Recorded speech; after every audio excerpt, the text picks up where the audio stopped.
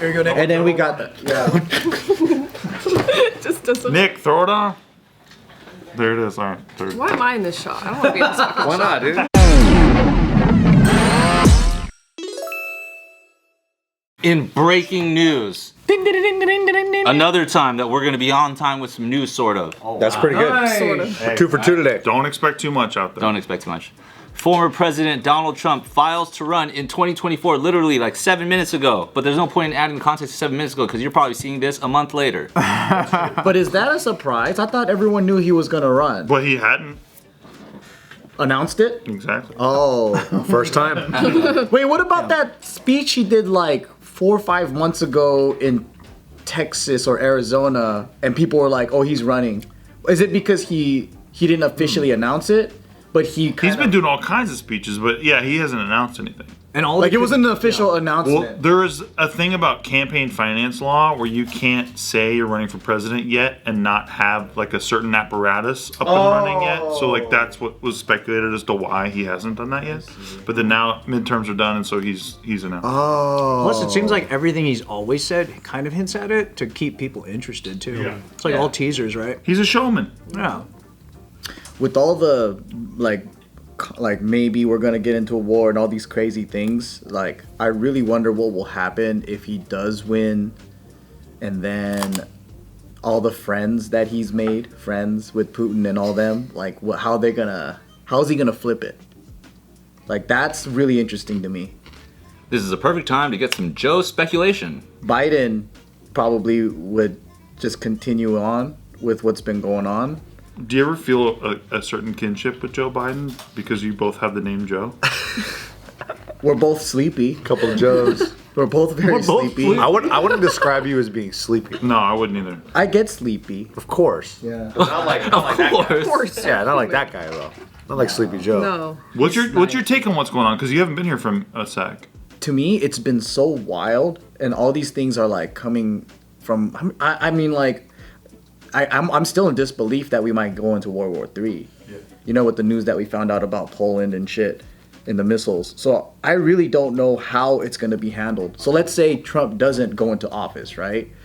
With Biden, it's probably just going to be a continuation of what's been going on, proxy war in Ukraine, and just let's prolong it for as long as possible. Do you think they let Biden run again as like an 80-plus-year-old?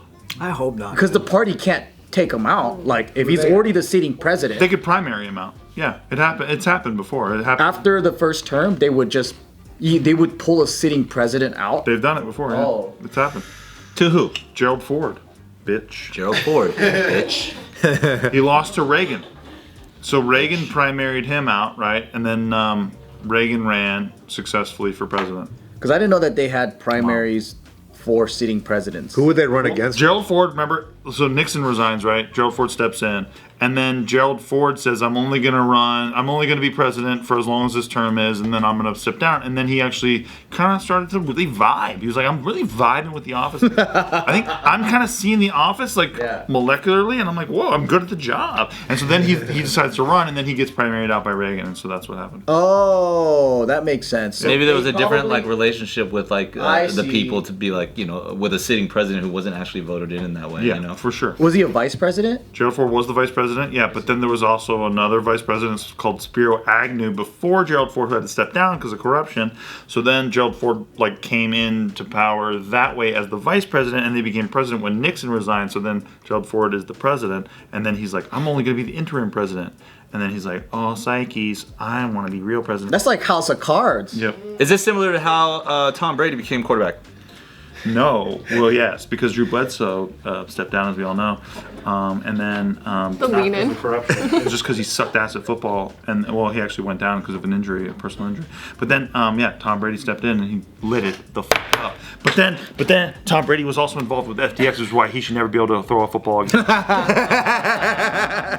He should go down with the ship, the sinking ship. When Reagan was president, being a kid, I always heard people talking about that he was sucking as a president. Was he good or bad? Well, it depends on who you talk to. Yeah, that's because- what I don't know. So, like, Reagan came out with Reaganomics, and then I Trickle think his down wife economics. was I think she created the No Child Left Behind Act. I think so, or like I might be wrong, but they say that program messed up. She did DARE. She did DARE. Was it DARE? Okay, maybe I'm getting it mixed up. Or was that Barbara Bush? Oh, fuck. Barbara Bush? Shit, I don't know. No Child Left Behind was Bush W though. W. Oh really? Okay. He's like, oh, it's no child left behind. And it's like, cool, dude. Like, what does that mean even? And then That means you just push them up the grades, even if they don't pass. Still kind of left behind. Still very much left They're left behind. behind in the long game. Just trust me, I read a lot of this stuff. I just don't remember it. it's okay. So if Were you a child left behind? Pretty much. Dare was created by Daryl Gates. Maybe that's why he called it Dare. No, but I'm saying, no, yeah, created, I'm sure. But during their It presidency. was pushed by, like, I think Bush's, HW's wife, or I don't fucking So do you care. think it's gonna be Trump and DeSantis duking it out for the Republican seat? It seems like it. DeSantis has a pretty good chance. People like DeSantis. Yeah. But then people love Trump. So like the difference is Trump has such a strong support like around his He's got merch. presidency. It's got good merch. Pull it out, pull it out. We got both. We got the Joe Biden merch that no one recognizes, but we still got it. No one's ever worn it. Just doesn't. Nick, throw it on. There it is. All right. Third. Why am I in this shot? I don't want to be in this fucking Why shot. not, dude? Good merch. People But love then, it. if you think about like the last, election, right? The vote was pretty much 50-50, the popular vote. So there's still a lot of supporters of Trump in the States. Dude, there's 70-something million people who voted for him. Yeah. It's yeah. That's wild. It's a real thing. You still gotta see Dave Chappelle's monologue on SNL. He talks about that too, and it's hilarious. Let's watch it. Right now? Yeah, sure. Yeah, let's watch it. Can we react? Yeah, let's react to it. Right. Can't we keep hitting the space bar and He basically just talks about how Trump's the first honest liar that Honest liar. he calls him an honest liar. Yeah. Talks about he's like the city. Trump comes out, talks about how the system is all rigged and stuff like that, and they're like, well, and then Biden and Hillary Clinton is like, no, it's not, and the prompter's like, how do you know? Do you have any evidence? He's like, yeah, because I use the system, and that's when that's when it's like, oh shit, this was an honest liar. Fucking spitting. Yeah. well, that was the thing about Trump too. Is like he would say like, everyone says like we're in the Middle East. Why are we in the Middle East? He's like, we're gonna take the oil. He's like, we're gonna take the fucking oil. And like, that's the first time in my life. Like George W. would never have said that shit. We all know they were there for the oil, but George W.'s not. He's like, whatever. What is it called? Voting. Yeah, votes. I'll let people vote. Isn't that good? We're gonna spread democracy. What is it called? By the way, does anybody think that Bush won Florida in 2000? Does anybody really think that Bush won in 2000? Because I sure do, because I'm a fucking American. Hanging Chads, dude. Was that what the Exactly. So you know that whole voter fraud shit, right? That the Republicans now are claiming that the Democrats did. The Democrats actually called Bush on voter fraud during that whole time. Do you remember in 2004 when Diebold voting machines got rolled out and John Kerry lost and the Democrats were saying that the voting machines were rigged from Diebold? I remember that shit like it was yesterday. It's so funny how everyone has selective memory about the shit. How would you even question elections? Like, dude, everyone questions every fucking election. It's been ever since I was a kid. It's a great move. It's a great move. Yeah, why wouldn't you? If They you just lost, caught, I would. Yeah, you can't handle it. I still wish Ross Perot won that one. Ross Perot. Like Ross Perot, huh? With his big ears. I liked it for the memes. It was a good meme. Well, Good that wasn't memes. even meme time, but it was meme time. It was meme time for sure. I used to see those in Mad Magazine. Well, he used to warn. He's like, "There's a great sucking sound coming out of China." He's like, "They're pulling up a lot of these manufacturing jobs." And goddamn, was he right about that? I was right wonder. about that, yeah. I really wonder what it would have happened like if he became president, because Ross he was Perot? the only sensible one. Yeah. And he's another billionaire, so we'd probably be fucked too. That's the best part. That's the best part. I don't mean to be too cynical, but my Be God. cynical. Talk about it. Look. Yeah, if you elect a billionaire, guess what they're gonna do? Hook up their buddies. That's what happens every fucking time. But all you can hope is that, like Reaganomics, some of the good shit trickles out into your fucking open mouth.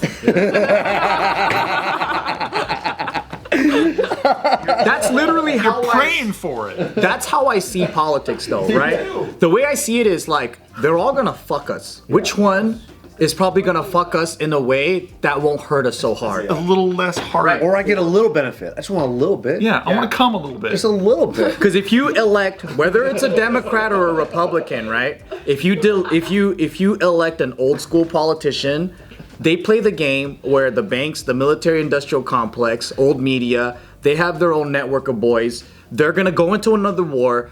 A lot of American lives are gonna go get lost and die for their gain, right? At least with a new person coming along, you don't know what their special interests are. So it might be also be the war machine, but it might not be. So then if you try someone else that maybe their special interest is just Silicon Valley and they have no interest in making money with the military. So it's every group, every camp is different. They use their power position to basically milk the system with them and their team. Yeah. So I just want the team to have a special interest in something that doesn't hurt a lot of people. And for me, Trump was real estate. And they did really well with real estate, right? They put in great laws for the rest of us. I get it. We did really well with real estate during that time, but there were no wars. He didn't start any new wars, none of that stuff. And that's my thing is let's find an evil that isn't so evil. So you bring in someone that maybe starts a ton of fucking wars, it's dangerous. Yeah.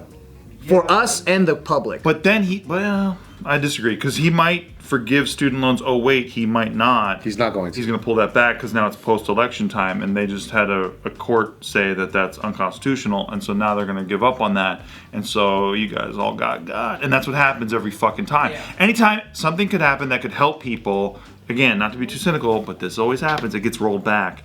Like Obamacare was a big gimme for insurance companies. The insurance companies wrote the bill. They wrote it. And that's why the insurance companies benefited, and that's why all healthcare spiked everywhere, and that's why everyone hates our healthcare system even more somehow. Yeah. And I'm not saying, oh my God, it was so great before. No, it sucked ass before.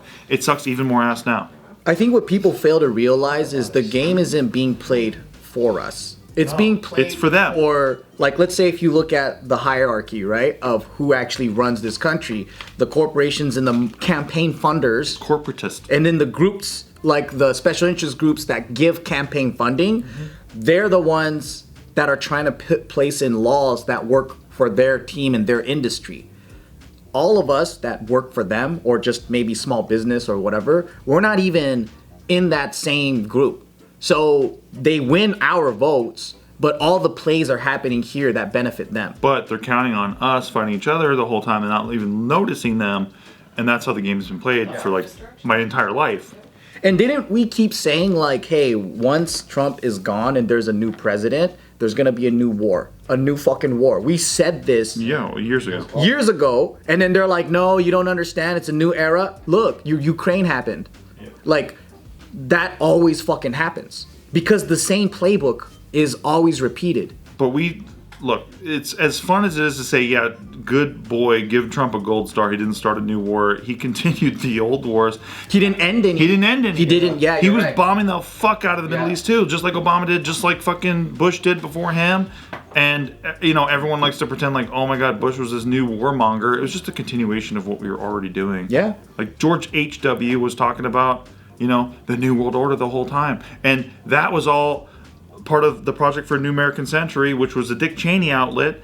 And that was hey, we need to basically redefine the Middle East by taking it the fuck over.